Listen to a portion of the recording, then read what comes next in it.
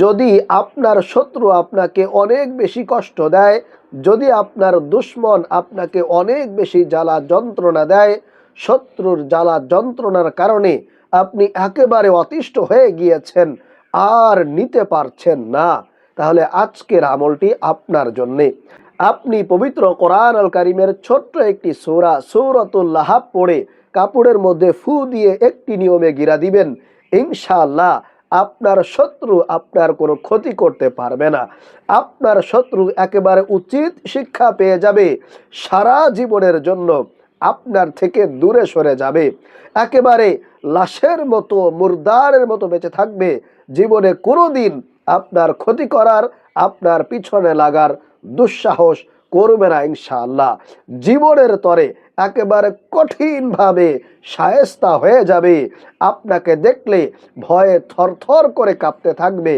ইনশাআল্লাহ আজকে থেকেই আপনি আমলটি করবেন, আপনার শত্রু কোনোদিনও আপনার ক্ষতি করতে পারবে না।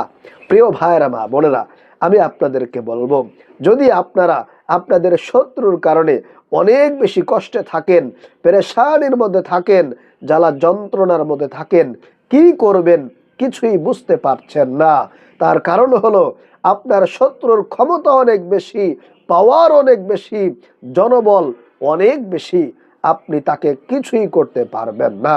তাহলে আমি বলবো, আজকের এই ছোট্ট শক্তিশালী সহজ আমলটা আপনি একটি বারের জন্য হলেও আপনার শত্রুর উপরে করে দেখুন। আল্লাহ পাক রব্বুল আলামিন আপনার শত্রুকে উচিত শিক্ষা দিবেন, সারা জীবন ইনশাআল্লাহ আপনার গোলামি করবে, আপনার সামনে মাথা নত করে থাকতে বাধ্য হয়ে যাবে। চলুন তাহলে আমি আপনাদেরকে আমলের নিয়মটি বলে দেই। তবে তার আগে বলবো, আপনি যদি আমাদের এই চ্যানেলে নতুন এসে থাকেন, তাহলে অবশ্যই দয়া করে চ্যানেলটি সাবস্ক্রাইব করে দিবেন এবং ভিডিওতে একটি লাইক দিবেন। প্রিয় ভাইয়েরা, মা বোনেরা, এই আমলটি করার জন্য আমাদেরকে একটি কাপড়ের প্রয়োজন হবে, একটি কাপড় সংগ্রহ করতে হবে, সেটা হলো শত্রুর কাপড়। আপনি যাকে ধ্বংস করতে চান, যাকে কঠিনভাবে দমন করতে চান, শায়েস্তা করতে চান, যার অতিষ্ঠতা থেকে, যার শত্রুতা থেকে আপনি বাঁচতে চান, তার যদি একটা কাপড় সংগ্রহ করতে পারেন তাহলে সবচাইতে বেশি ভালো হবে। আর যদি আপনি সেই কাপড় সংগ্রহ করতে না পারেন, তাতেও কোনো সমস্যা নাই, আপনি বাজার থেকে এরকম একটি ছোট্ট নতুন একটা গামছা কিনে আনবেন। গামছাটা কিনে আপনি আমল করতে বসে যাবেন। তো কিভাবে কি করবেন আমি আপনাদেরকে বলে দিচ্ছি, আপনারা সম্পূর্ণ ভিডিওটি ইনশাআল্লাহ একটু ধৈর্য ধরে দেখতে থাকুন। প্রিয় ভাইয়ের, মা বোনেরা, এই আমলটি করার জন্য অবশ্যই আপনাকে ওযু করে পবিত্রতা অর্জন করে নিতে হবে। সকলেই যারা যারা করতে চান তাদেরকে অবশ্যই ওযু করে পবিত্রতা অর্জন করে নিতে হবে। আর ওযুর শুরুতে অবশ্যই আপনারা বিসমিল্লাহ পড়বেন, বিসমিল্লাহ সহকারে সুন্দর করে আপনারা পরিষ্কার হয়ে নেবেন, ওযু করে পবিত্র হয়ে নেবেন।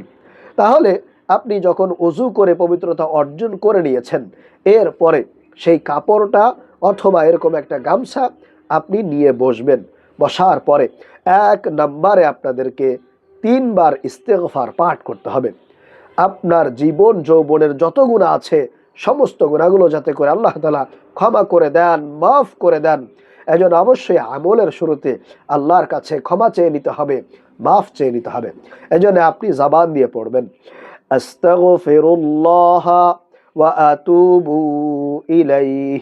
3 বার পড়বেন, আস্তাগফিরুল্লাহ ওয়া আতুবু ইলাইহি, আস্তাগফিরুল্লাহ ওয়া আতুবু ইলাইহি। আপনারা এইভাবে করে এই ছোট্ট ইস্তেগফারটি মাত্র 3 বার পড়বেন। এরপরে 2 নম্বরে আপনারা নামাজের দুরুদ ইব্রাহিম 3 বার পাঠ করবেন, অথবা চাইলে একেবারে ছোট্ট দুরুদ, সাল্লাল্লাহু আলাইহি ওয়াসাল্লাম, সাল্লাল্লাহু আলাইহি ওয়াসাল্লাম, সাল্লাল্লাহু আলাইহি ওয়াসাল্লাম, এই ছোট্ট দুরুদটাও চাইলে পড়তে পারেন। তবে আল্লাহ রসুলের প্রেম, ভালোবাসা, মহব্বত নিয়ে নিয়ে আপনাদেরকে দরুদ শরীফগুলো পাঠ করতে হবে। তাহলে প্রিয় ভাইয়ের, মা বোনেরা, ওযু করে পবিত্রতা অর্জন করে 1 নম্বরে ইস্তেগফার পাঠ করবেন 3 বার, এরপরে 2 নাম্বারও দরুদ শরীফ পাঠ করবেন 3 বার। এরপরে 3 নাম্বারে আপনাদেরকে পবিত্র কোরআন কারীমের ছোট্ট একটি সূরা সূরাতুল লাহাব আপনাদেরকে আউযু বিল্লাহ বিসমিল্লাহ সহকারে একবার পাঠ করতে হবে। এরপরে আপনাদেরকে শত্রুর নাম নিয়ে শত্রু সম্পর্কে কিছু কথা বলবেন, আল্লাহর কাছে বলবেন যে আল্লাহ, ওই শত্রু আমাকে অনেক বেশি কষ্ট দিচ্ছে, আমাকে অনেক বেশি যন্ত্রণা দিচ্ছে, আল্লাহ ওই শত্রুকে তুমি শেষ করে দাও, তার কপালে হেদায়েত থাকলে তুমি তাকে হেদায়েত দাও, না হয় তাকে ধ্বংস করে দাও। এইভাবে করে কিছু কথা বলবেন। তারপরে সেই কাপড়ের উপরে আপনি একটি ফুঁক দিবেন, এইভাবে ফুঁক দিয়ে আপনি একটা গিরা দিবেন। ফুঁক দিয়ে আপনাদেরকে কি করতে হবে, এরকম একটা গিরা দিতে হবে, ঠিক আছে। এরপরে আবারও আপনি আউযু বিল্লাহ বিসমিল্লাহ সহকারে সূরাতুল লাহাব পড়বেন। আমি আপনাদেরকে দেখিয়ে দিচ্ছি।